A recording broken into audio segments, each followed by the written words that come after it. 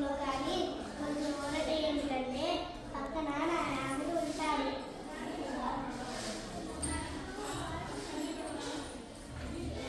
ఇదిగోండి ఇదే నా పెళ్లి పత్రిక. పెళ్ళవుతుందని సంతోషంగా ఉన్నా ఏదో తెలియని భయం, ఆందోళన, ఏదో పోగొట్టుకుంటున్నాననే బాధ ఉంది మనసులో.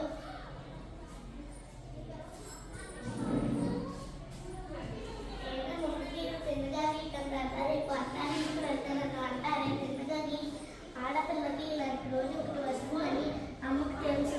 అందుకే చెప్పింది. అప్పటి నుండి నేనే తిన్నదని చూస్తున్నాను. కానీ ప్రాక్టీస్ చేశాను. నిజానికి బాగుంది కదా, ఒక సెల్ఫీ తీసుకున్నాను.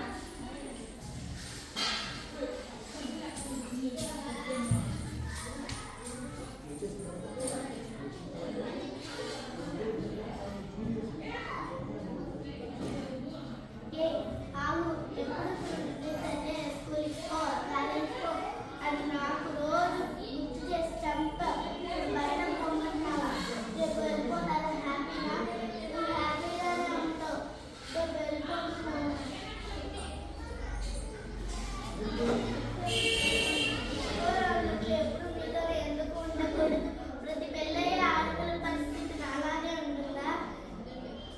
ఇల్లు నా అడవి, నాన్న సింహం, అమ్మ పులి, అన్న ఏనుగు. వీళ్ళందరి మధ్యలో లేడీ పిల్లలాగా కాళ్ళకు పట్టీలు వేసుకుని చెంగు చెంగులు దూకారు. కానీ ఈ అడవిలో నేను లేడీ పిల్లని కాదు, రాజుని.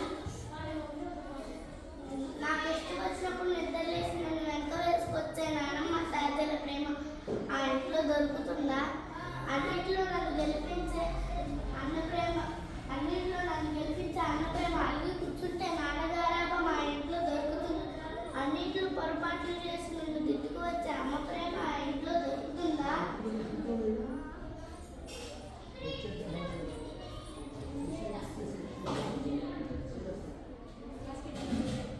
అడవిని వదిలి జనాల మందికి వస్తున్న లేడీ పిల్లని